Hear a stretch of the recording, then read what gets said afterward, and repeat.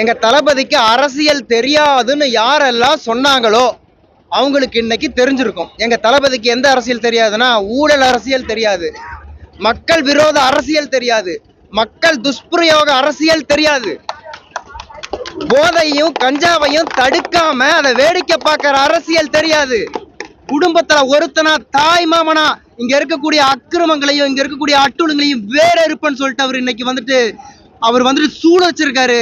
இங்க இருக்கக்கூடிய ஒட்டுமொத்த இளைஞர்களுக்கும் படிப்பையும் வேலை வாய்ப்பையும் கொடுத்து இந்த தமிழகத்தை இந்திய அளவுல இங்க இருக்கக்கூடிய மத்திய அரசுல ஆட்டங்கக்கூடிய அளவுல இங்க இருக்கக்கூடிய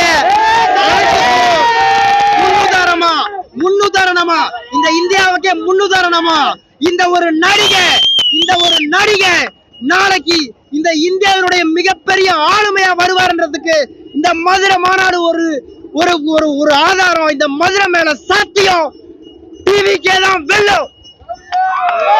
எதுக்காக? தளபதிக்காண்டி தானே, அவருக்கு தான், அவர் யாருக்காண்டியும் கிடையாது.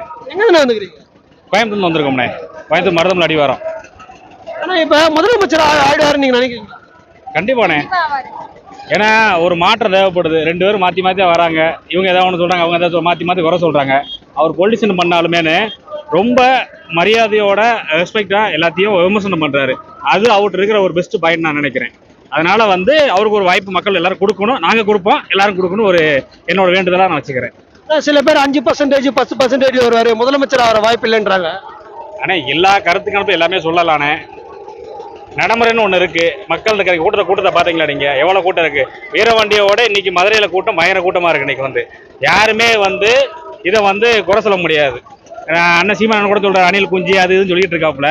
ஆனால் அவர் நேரில் பார்த்தாருன்னா அவரே இதாயிருவார், ஷாக் ஆயிடுவார். அந்த மணிக்கு இருக்குது. பேசுறது 1000 வேணா விமர்சனம் பண்ணலாம், ஆனால் நடைமுறை என்னமோ அதை மட்டும் உண்மையை பேசணும். விமர்சனம் பண்ணுங்க, மரியாதையோட விமர்சனம் பண்ணணும். அவர் எவ்வளோ சேஃபாக திமுக இருக்கட்டும், ஏடிஎம்கே இருக்கட்டும், சீமான் கட்சி இருக்கட்டும், எதாக இருந்தால் இருக்கட்டும், மரியாதையோட விமர்சனம் பண்ணுறாப்புல. ஆனால் அதே இது யாருமே அந்த மாதிரி பண்ணுறது கிடையாது. அதுதான் இன்னைக்கு இருக்க ஒரு மைனஸ். இன்னைக்கு மக்கள்லாம் லேசுப்பட்ட ஆள் கிடையாது, எல்லாத்துக்கும் எல்லாமே தெரியும். இன்னைக்கு ஒரு செகண்ட்ல ஏதாவது ஒரு நியூஸ் இதாச்சுன்னா டோட்டல் இந்தியா ஃபுல்லாவே டக்குன்னு ஸ்ப்ரெட் ஆயிரும். அந்த அளவுக்கு மீடியா சப்போர்ட் இருக்கு, இன்னைக்கு இளைஞர் சப்போர்ட் இருக்கு, எல்லாமே இருக்கு.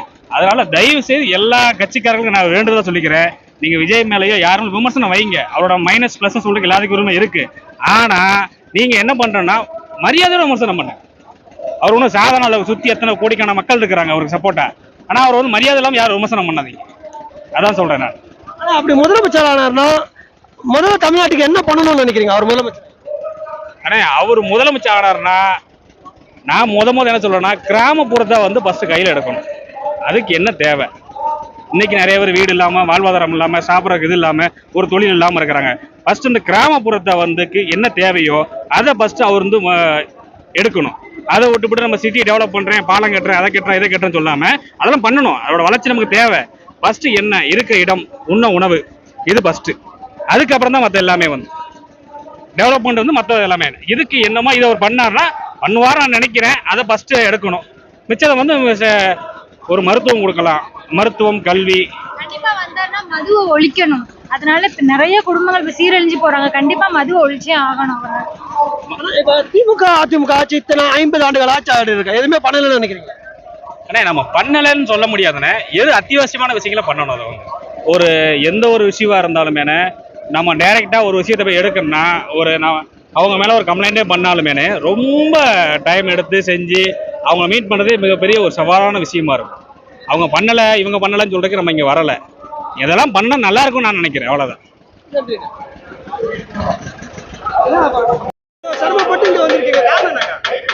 காரணம் தளபதி மேல இருக்கிற பற்று. முதலமைச்சர் ஆவாத இருக்கிறதுக்கு அப்ப இவ்வளவு பெரிய மாநாடு பண்றாரு, எல்லாத்தையும் எதிர்த்து போராடுறாரு.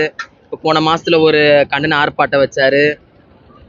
இப்ப ரசிகர்கள் ஓட்டு, அது ரசிகர்கள் ஓட்டா மாறாது அப்படின்னு சொல்லி சில பேர் கருத்து வச்சிருக்காங்க. சொல்றவங்க 1000 சொல்லியிருந்தா இருப்பாங்கப்பா. அதுக்கெல்லாம் தளபதி ஆட்சி அமர வைக்கிறதா இவ்வளவு பெரிய போராட்டம் நடந்துன்னு இருக்குது.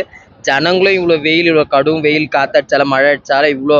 நாங்களாம் சென்னையில இருந்து வரோம், துறைமுகத்துல இருந்து வரோம், கிழக்கு மாவட்டத்துல இருந்து வரோம். எங்க மாவட்ட செயலாளர் எம் ராஜேஷ் அவர் தலைமையில வந்திருக்கிறோம். நாங்க ஒரு 600 பேர் வந்திருக்கிறோம். திருநாங்க இங்க ஒரு 150 பேர், ஒரு 500 பேர் ஆம்பளை பொம்பளைங்க எல்லாருமே நாங்க சென்னையில இருந்து வந்திருக்கிறோம். எதுக்காக வரேன்னா தளபதி மேலே இருக்கிற பற்று, அவர் சிஎம் ஆகணும். அவர் ஆனாதான் தமிழ்நாட்டுக்கு ஒரு நல்ல விடிவு காலம் வரும். இப்போ பார்க்குறீங்களே எவ்வளோ பிரச்சனை, எவ்வளோ துப்புரவு பணியாளர்கள்லாம் எவ்வளோ இப்போ 20 வருஷமாக வேலை செஞ்சவங்களாம் இன்னைக்கு வேலை வாய்ப்பு இல்லாத வெளியே போகணும்னு சொல்லிட்டாங்க இந்த அரசு. தளபதி வந்தாருன்னா மட்டும்தான் இதுக்கெல்லாம் நல்ல ஒரு விடிவு காலம் கிடைக்கும். அவர் வந்த ஆட்சியில் எல்லா துப்புரவு பணியாளர்களும் நிரந்தரம் பண்ணுவாங்கன்னு சொல்லி எல்லா தமிழக மக்களும் சென்னை வாசி மக்களும் நினைக்கிறது எல்லாம் அதுதான். தளபதி சிஎம் ஆனார்னாக்கா நாங்கள் துப்புரவு பணியாளர்களை நிரந்தரம் பண்ணுவாங்கங்கிற ஒரு நம்பிக்கையில தான் ஜனங்க அந்த போராட்டத்தையும் கைவிட்டாங்க. இந்த 12-13 நாளும் சென்னையில் இருக்கிற கிழக்கு மாவட்டத்தில் இருக்கிற அதை சுற்றி இருக்கிற எல்லா மாவட்ட செயலாளர்களும் 13 நாள் நல்ல சாப்பாடு, அவங்களுக்கு 3 வேளை சாப்பாடு, தண்ணி, டீ, காஃபி எல்லாத்தையும் கொடுத்து கடைசி வரைக்கும் அவங்க போராட்டத்தை கைவிடாத பட்சத்தில் அவங்க வேலையும் பறித்து கடைசியில் வந்து சென்னை மாநகராட்சி வெளியே இருந்து போலீஸ் மூலியமா அடித்து அவங்கள துன்புறுத்தி வெளியே அனுப்பிட்டாங்க. இதுக்கெல்லாம் ஒரு மாற்றம் வேணும்னா தளபதி சிஎம் ஆனால் மட்டும்தான், தளபதி தலைமையில் ஆட்சி அமைஞ்சா மட்டும்தான் நல்ல எல்லாருக்கும் ஒரு விடிவு காலம், எல்லாருக்குமே ஒரு நல்ல விடிவு காலமாக இருக்கும். தமிழகமே செழுமையா இருக்கணும்னா தளபதி வந்தா மட்டும்தான், வேற யாராலையும் முடியாது. யாரும் வாழ்ற மாதிரி யாருமே செய்யலையப்பா. இதுமே துப்புரவு பணியாளர்களும் வேலையை நிரந்தரம் பண்ணி தான் கேட்குறாங்க. அதை நிரந்தரம் பண்ணாதானே அவங்க வாழ்க்கை ஃபுல்லாக வாழ முடியும். அடுத்தது அவங்க பிள்ளைங்க வாழலாம், அவங்க பிள்ளைங்க வாழலாம். இது வரைக்கும் யாருமே வாழ்ற மாதிரி நீங்க ஆட்சிக்கு வந்து பண்ணலையே. அதுதான் ஒரு வாழ்க்கை. நாளைக்கு நான் சொல்லுவேன், நான் என்னை நிரந்தரம் பண்ணினாக்கா என் புள்ள வேலை செய்வான், அவன் புள்ள வேலை செய்வான், அவங்க ஆட்சியில் எனக்கு நிரந்தரம் பண்ணாங்க நான் காலம் ஃபுல்லாக சொல்லுவேன். நீங்கள் ஆட்சிக்கு வரப்பன்னா சொன்னீங்க நான் இப்போ தூய்மை பணியாளர்களை பணி நிரந்தரம் பண்ணுறேன், கொரோனாவில் கஷ்டப்பட்ட ஜனங்களை பணி நிரந்தரம் பண்ணுறேன்னு சொல்லி தான் ஆட்சிக்கு வந்தீங்க. வந்து நீங்கள் என்ன சொல்றீங்க, நாங்கள் அந்த கோரிக்கையே கொடுக்கல, நாங்கள் அப்படி சொல்லவே இல்லைன்னு சொல்லிட்டீங்க. ஒருவேளை முதலமைச்சர் ஆயிட்டா ஃபர்ஸ்ட் என்ன பண்ணணும்னு நினைக்கிறீங்க தமிழ்நாட்டுக்கு? தமிழ்நாட்டை எல்லாரையும் ஃபர்ஸ்ட் சுற்றுப்பயணம் வரதா சொல்லியிருக்கிறார் தலைவர். கண்டிப்பா வருவாரு. யார் யார் குறைகள் என்னென்ன சொல்றாங்க எல்லாத்தையும் கேட்டு அறிஞ்சு அவங்க சொல்றதுக்கு எல்லாத்துக்குமே பதில் கொடுப்பாரு, நல்லதே செய்வாருன்ற ஒரு நம்பிக்கை இருக்குது, செய்வாரு. அப்படி செய்யணும்னா என்ன முதல்ல என்ன செய்யணும் தமிழ்நாட்டுக்கு? மதுவை தமிழ்நாட்டுல இருந்து அறவே ஒழிக்கணும், அவ்வளவுதான். மது ஒழிக்கணும்ன்றீங்க? ஆமா, எல்லாமே ஆட்சிக்கு வரவங்க எல்லாருமே தான் சொல்றாங்க. ஆனா தளபதி சொல்லலை இது வரைக்கும் அதை. ஆனா அதை தான் செய்வாரு. பெண்களுக்கு முக்கிய பாதுகாப்பு இருக்கும், பெண்களுக்கு பாதுகாப்பா நடப்பாங்க, பாதுகாப்பா போவாங்க, பாதுகாப்பா வருவாங்க.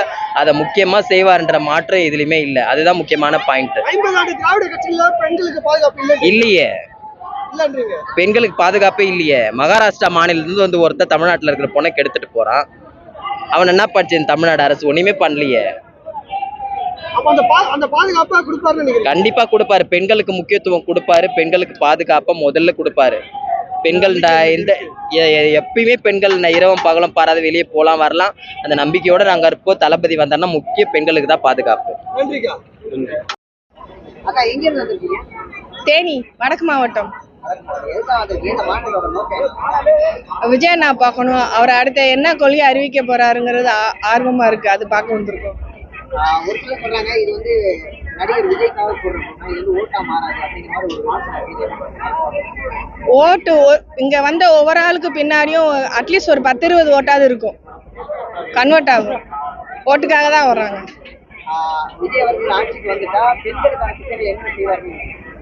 ஃபர்ஸ்ட் பாலியல் வன்கொடுமை அதுக்கான தண்டனை வந்து கொஞ்சம் கொடூரமா இருக்கும், ஜாஸ்தியா இருக்கும். இப்ப ஈஸியா விட்டுறாங்க இல்லைங்களா, ஜெயிலு அந்த மாதிரி பெயில் அந்த மாதிரி போற, அது இல்லாம கொஞ்சம் கடுமையா இருக்கும்.